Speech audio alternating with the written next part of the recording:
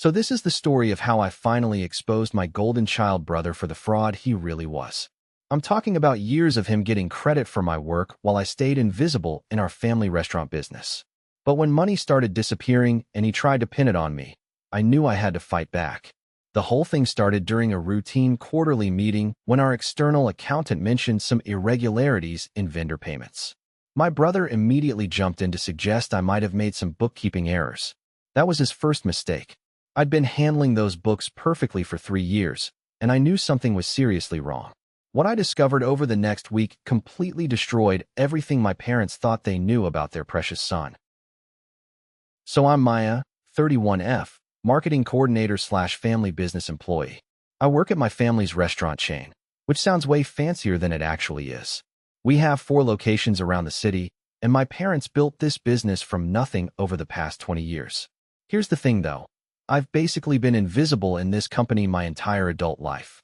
My older brother Jake got the fancy VP title and corner office while I got stuck in a cramped space next to the supply closet. I handle all the marketing campaigns, social media, vendor relationships, and half the bookkeeping. But somehow Jake always ends up presenting my work to our parents like it was his brilliant idea. I graduated with a business degree and an MBA, but my parents still treat me like I'm just helping out until I find a husband or something. Meanwhile, Jake barely finished community college but gets treated like the future CEO. It's been frustrating for years, but I kept telling myself that family businesses are complicated and maybe things would change eventually. The office dynamics are pretty typical for a small family operation. My dad runs the day-to-day operations, my mom handles HR and scheduling, Jake supposedly manages expansion and vendor relations, and I do everything else that falls through the cracks. We have about 30 employees total across all locations, and most of them actually come to me with problems instead of going through the official chain of command. I've been thinking about leaving for another job, but this business is my family's entire livelihood. Plus, I actually love the work when I'm allowed to do it properly. I just never expected that staying loyal would almost destroy my reputation and land me in the middle of a major fraud investigation. Monday morning started like every other quarterly meeting we'd had for the past 3 years. I walked into our corporate office boardroom with my laptop and a folder full of marketing reports that I knew Jake would somehow take credit for by the end of the hour. The boardroom isn't anything fancy, just a long table that seats 8 people and a whiteboard that's seen better days. My parents sat at the head of the table, Jake took his usual spot to Dad's right, and I settled into my normal chair halfway down the side. Our external accountant, Mrs. Chun, had her papers spread out at the opposite end. Dad started the meeting by going through the usual numbers. Revenue was up 12% from last quarter, which was pretty good considering the economy. Mom talked about staffing issues at the downtown location, and then it was Jake's turn to present what he called his vendor optimization strategy. I sat there listening to him describe my entire procurement reorganization project like he'd come up with it himself. He talked about how he'd negotiated better rates with our food suppliers and streamlined our ordering process. Every single detail came from research I'd spent weeks putting together, but he presented it like his own brilliant insight. This wasn't unusual, so I just took notes and waited for my turn to present the marketing numbers. What I didn't expect was Mrs. Chun interrupting Jake's presentation with a question about vendor payment irregularities. She explained that she'd been reviewing our quarterly expenses and noticed some unusual patterns in our vendor payments. Several of our regular suppliers had invoices that seemed significantly higher than previous quarters, but the payment amounts didn't match what she was seeing in our bank statements. Jake immediately jumped in to suggest that maybe there had been some bookkeeping errors on my part. He reminded everyone that I handle most of the vendor invoice processing and suggested that I might have made some data entry mistakes. The way he said it made it sound like this was a pattern he'd been noticing for months. I felt my face getting hot, but I kept my voice calm when I explained that I'd been handling those invoices the same way for 3 years without any problems. I told Mrs. Chun that I'd be happy to pull all the documentation she needed to review the discrepancies. Dad looked concerned and asked if this was something we needed to worry about. Mrs. Chun said it was probably just a simple explanation, but she wanted to make sure we had proper documentation for everything before filing our quarterly reports. The meeting ended with Dad asking me to work with Mrs. Chun to resolve the invoice questions as quickly as possible. Jake offered to help review my work, which made my stomach turn. I told him I could handle it myself and that I'd have everything sorted out by the end of the week. As everyone filed out of the boardroom, I noticed Jake hanging back to talk quietly with Dad. I couldn't hear what they were saying, but I saw Dad nodding seriously and glancing in my direction. That's when I knew this wasn't going to be as simple as fixing a few data entry errors. Tuesday afternoon found me in our company filing room, which is basically a converted storage closet lined with metal shelves and filing cabinets. I'd pulled every vendor invoice from the past 6 months and spread them across the small table we use for paperwork. Mrs. Chun had given me a list of specific invoices that caught her attention, and I was cross-referencing them with our payment records and bank statements. The more I looked at the numbers, the more confused I became. The invoices showed higher amounts than what I remembered approving, but the signatures looked legitimate. I was about halfway through the stack when Jake appeared in the doorway. He asked how the investigation was going and suggested that maybe I should focus on some upcoming marketing projects instead of getting bogged down in bookkeeping details. He reminded me that we had a new promotional campaign launching next week that needed my attention. I told him the promotional campaign was already finished and ready to go, which seemed to surprise him. Then I asked if he remembered anything unusual about our vendor relationships over the past few months. Had any suppliers mentioned price increases or changes to their billing procedures?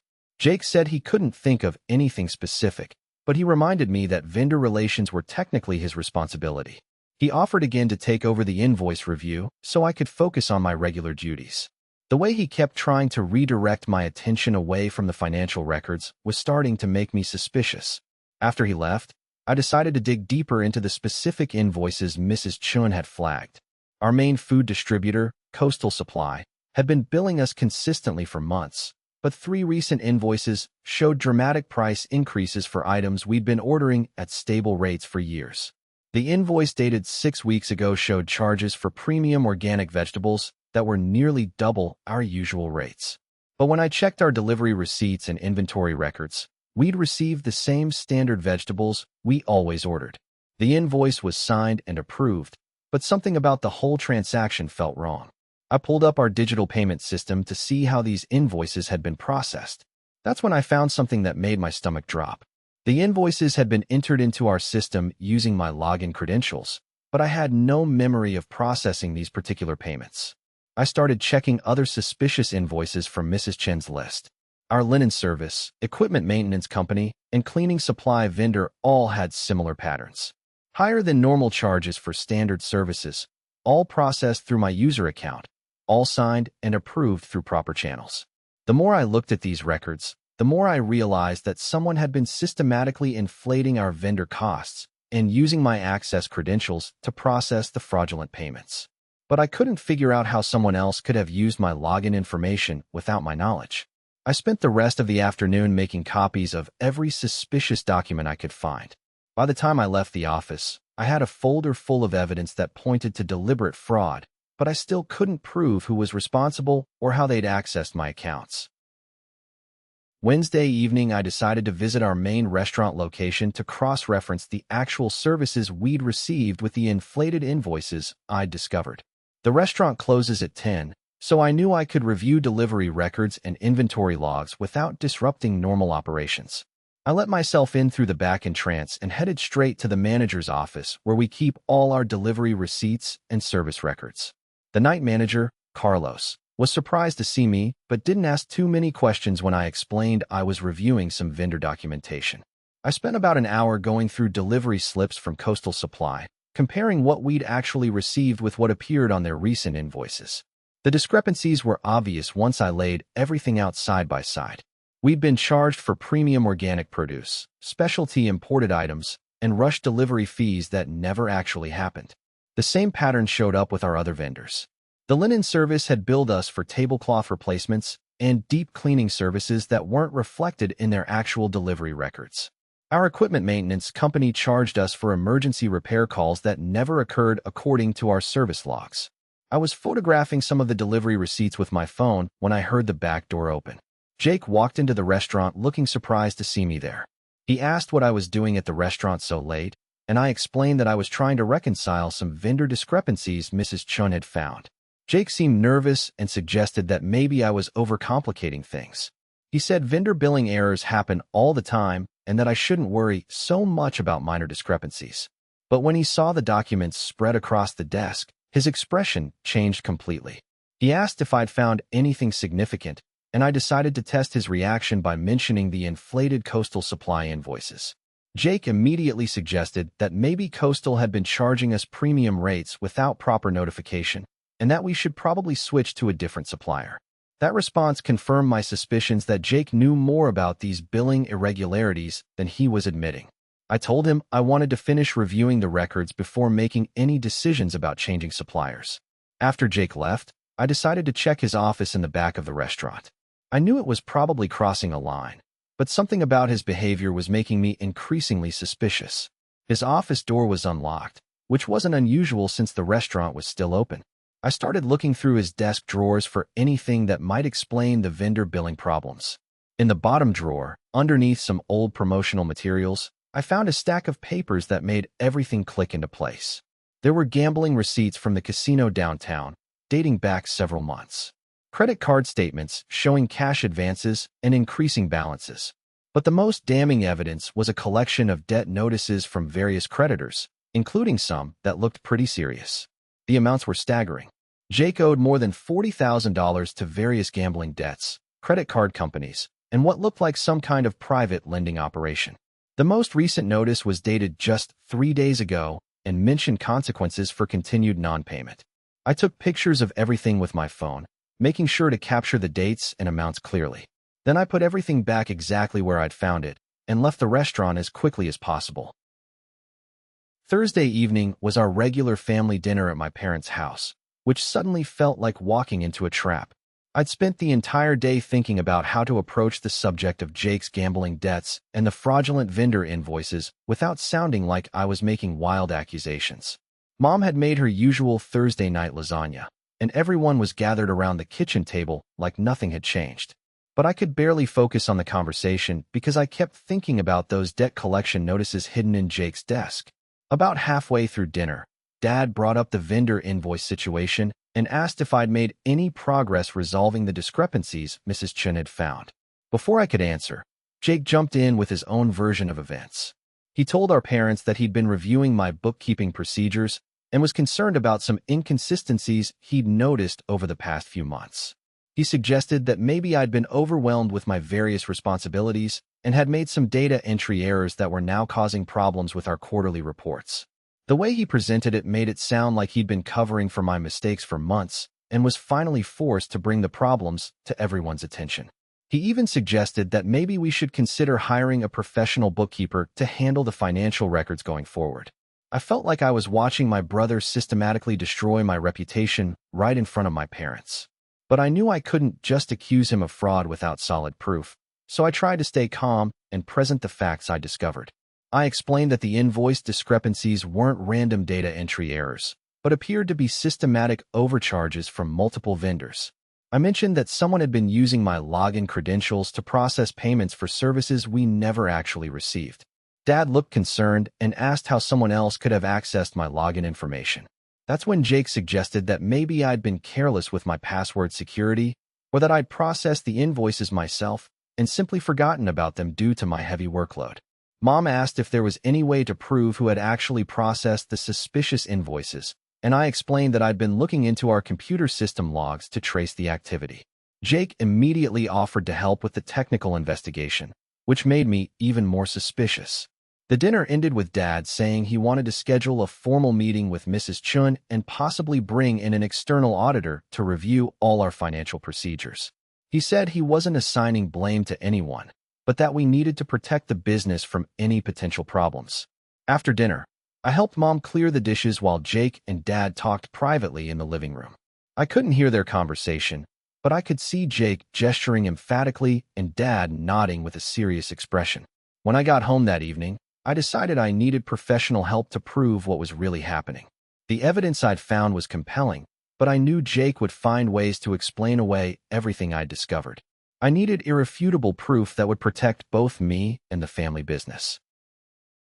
Friday morning, I called a private investigator that a friend had recommended when she was going through her divorce. I explained the situation and asked if he could help me gather evidence of financial fraud without tipping off the person responsible. The PI, whose name was David Martinez, agreed to meet me at a coffee shop near my apartment to discuss the case. I brought copies of all the suspicious vendor invoices, the gambling receipts I'd photographed, and the computer login records that showed my credentials being used fraudulently.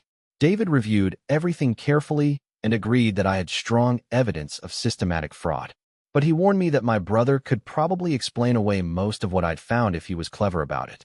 What we needed was direct evidence of Jake accessing my computer accounts or meeting with vendors to arrange the fraudulent billing.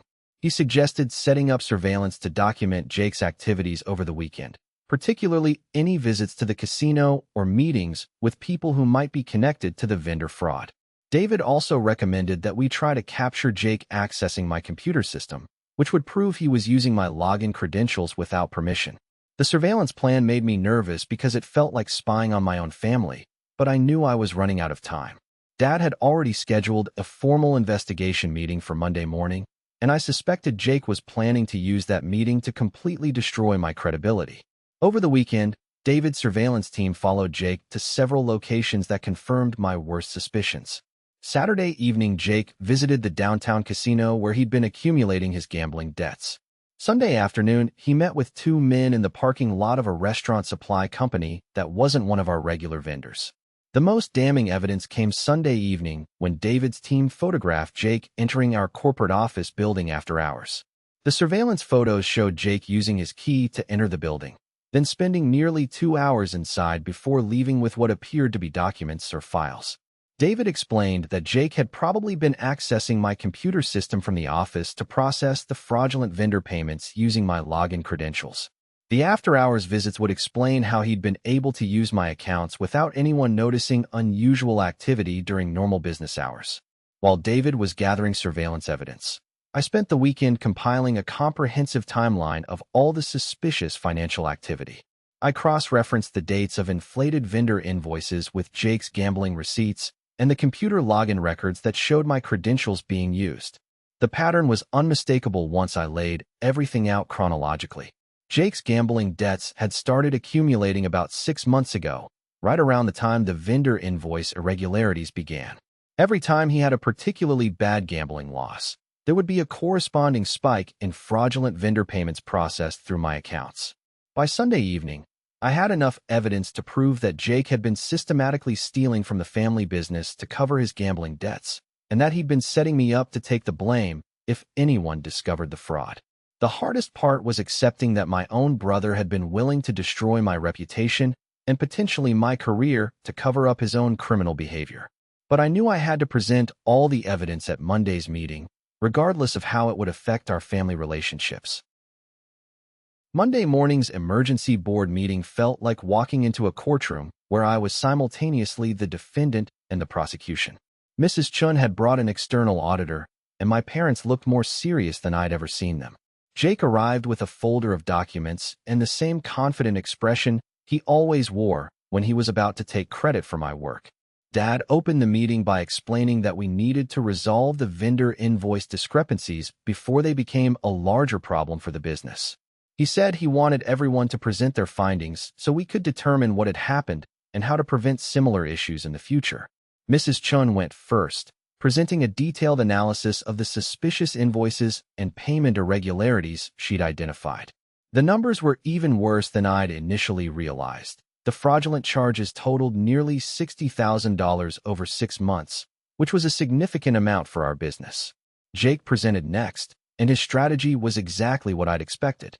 He suggested that the problems stemmed from inadequate oversight of my bookkeeping procedures and recommended implementing new controls to prevent similar errors in the future. He even had a proposal for restructuring our financial management system that would essentially remove me from any involvement in vendor payments. When it was my turn to speak, I took a deep breath and presented all the evidence I'd gathered over the past week. I started with the falsified vendor invoices, showing how the charges didn't match the actual services we'd received.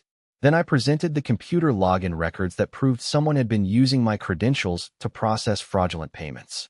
The room went completely silent when I showed the photographs of Jake's gambling receipts and debt collection notices.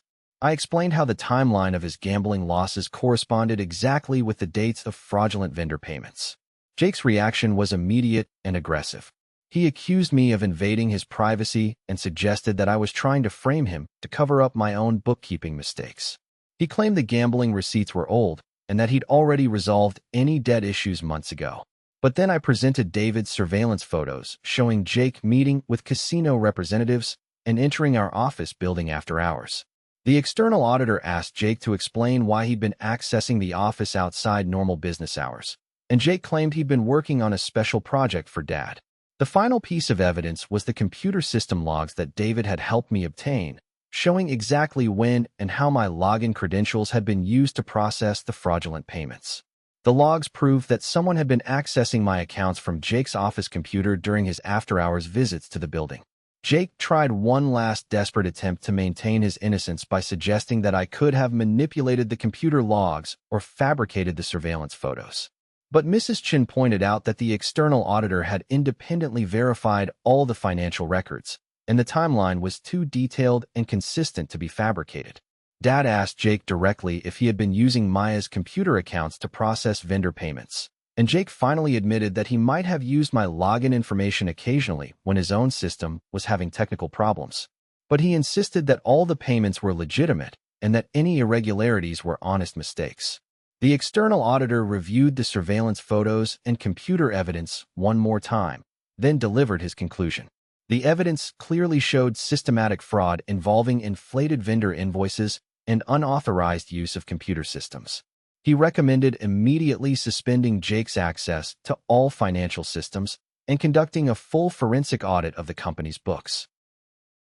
The rest of the week felt like trying to hold our family business together while everything fell apart around us. Dad was devastated by the evidence against Jake, and Mom kept asking how we could have missed such obvious signs of trouble for so long. Tuesday morning, Dad called an emergency meeting with our restaurant managers to explain that there had been some financial irregularities that required immediate attention. He didn't go into details about Jake's involvement, but he announced that I would be temporarily taking over all vendor relations and financial oversight until we could implement new procedures.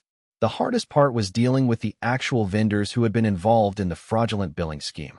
It turned out that Jake had been working with corrupt employees at several of our suppliers to create fake invoices and split the overcharges. When we confronted Coastal Supply about their inflated invoices, their manager was genuinely shocked and immediately launched their own internal investigation. We discovered that Jake had been paying bribes to a supervisor at Coastal Supply who would create fake invoices for premium products, then deliver standard items while pocketing the difference. Similar schemes were running at our linen service and equipment maintenance companies, involving employees who were willing to participate in exchange for cash payments. Wednesday afternoon, we met with our business attorney to discuss the legal implications of Jake's fraud. The attorney explained that we had grounds for criminal charges, but that prosecuting Jake would likely result in negative publicity that could damage our business reputation. He recommended focusing on recovering the stolen money and implementing systems to prevent future fraud. Dad struggled with the decision about whether to involve law enforcement. On one hand, Jake had stolen nearly $60,000 from the family business and tried to frame me for his crimes. On the other hand, criminal charges would probably destroy any chance of maintaining family relationships and could hurt our business in the community. Thursday morning, Dad made the decision that probably saved our business but broke his heart. He called Jake into the office and formally terminated his employment, removed him from all business accounts and systems, and demanded full restitution for the stolen funds. Jake would have 30 days to repay the money or face criminal prosecution. Jake's reaction was a mixture of anger and desperation. He accused Dad of choosing me over him and claimed that I had manipulated the evidence to make him look guilty. But when Dad presented the surveillance photos and computer logs, Jake finally broke down and admitted to everything. The conversation between Dad and Jake was devastating to witness.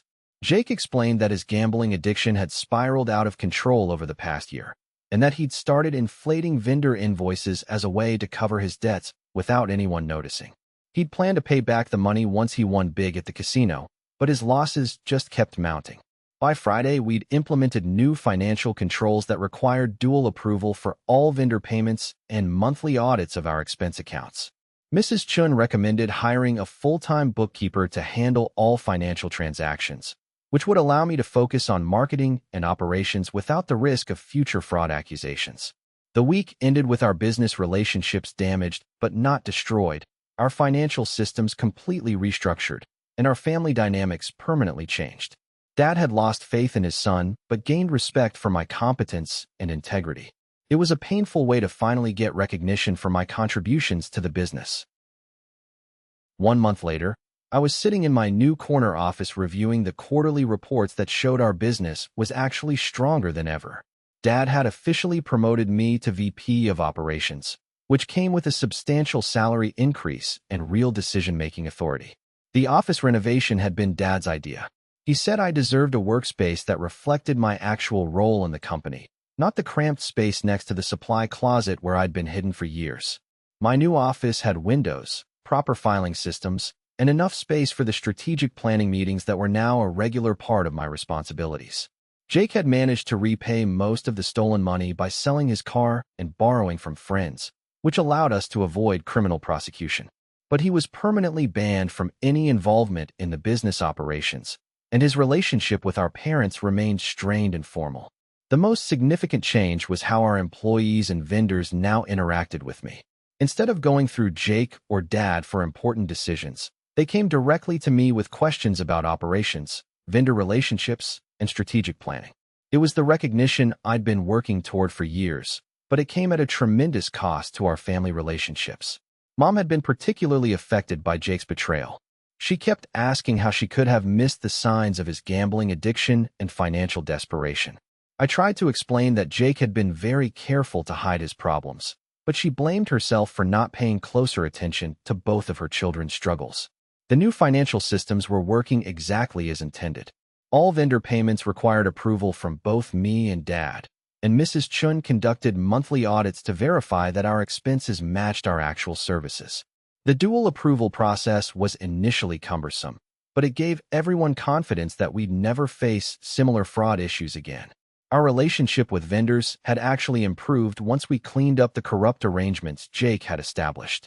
The honest employees at our supplier companies were relieved to work with straightforward contracts and transparent billing, and several vendors offered us better rates once they didn't have to factor in bribe payments to their pricing. I was finally able to implement some of the operational improvements I'd been proposing for years. We streamlined our inventory management system, negotiated better contracts with reliable suppliers, and established clear procedures for handling vendor relationships across all our restaurant locations. The business was more profitable than it had been in years, partly because we'd eliminated the fraudulent charges, but mostly because I could finally focus on strategic improvements instead of constantly fighting for basic recognition of my contributions. 6 months later, our flagship restaurant was hosting a celebration dinner for the successful completion of our business restructuring and expansion project. The event was partly a marketing opportunity, but mostly it was Dad's way of publicly acknowledging how much the business had grown under my leadership. The restaurant was packed with employees, vendors, community leaders, and local business owners who had supported us through the difficult transition period. Mom had coordinated the catering, and the menu showcased some of the new dishes we developed as part of our updated brand strategy. I was scheduled to give a speech about our business growth and future plans, which felt surreal after years of watching Jake present my work as his own accomplishments. But this time, everyone in the room knew exactly who was responsible for the strategic improvements that had made our expansion possible. Jake attended the event as a regular family member, without any official role or recognition. He'd found a job at an insurance company and was apparently doing well in his recovery from gambling addiction, but his relationship with the family business was permanently severed. Watching him sit at a regular table instead of the head table was a stark reminder of how dramatically things had changed. Dad introduced me as the VP of Operations who had been instrumental in rebuilding our business systems and establishing the foundation for future growth. He mentioned my MBA and business expertise, which was the first time he'd ever publicly acknowledged my educational qualifications. My speech focused on our plans for opening 2 new restaurant locations over the next year and the operational improvements that would support our expansion. I talked about the importance of transparency in vendor relationships, robust financial controls, and building a company culture based on merit rather than family politics. The response from our employees and business partners was overwhelmingly positive. Several people mentioned that they'd always known I was the real driving force behind our business improvements, and they were glad to see me finally getting proper recognition for my contributions. After the formal presentations, I spent time talking with our restaurant managers about their ideas for improving operations at their locations. It was exactly the kind of strategic conversation I'd always wanted to have, but had never been allowed to participate in when Jake was controlling the business development discussions. The evening ended with Dad making an impromptu toast about family businesses and the importance of recognizing talent regardless of traditional expectations. He said he was proud of how I'd handled the crisis and grateful for my loyalty to the business during a very difficult period. Epilogue. 2 years later, our restaurant business has expanded to 8 locations, and I'm now the official COO with plans to eventually take over as CEO when Dad retires. The fraud investigation that almost destroyed my career ended up being the catalyst that finally gave me the recognition and authority I'd been working toward my entire adult life. Jake and I have a cordial but distant relationship now. He's maintained his sobriety and found success in his insurance career, but he's never apologized for trying to frame me for his crimes. Our family dinners are polite but strained, with everyone carefully avoiding discussions about the business or the events that changed everything. The most important lesson I learned is that sometimes you have to fight for your own reputation, even when it means exposing uncomfortable truths about people you love. I spent years accepting being marginalized and overlooked, but when my integrity was directly threatened, I found the strength to defend myself with facts and evidence.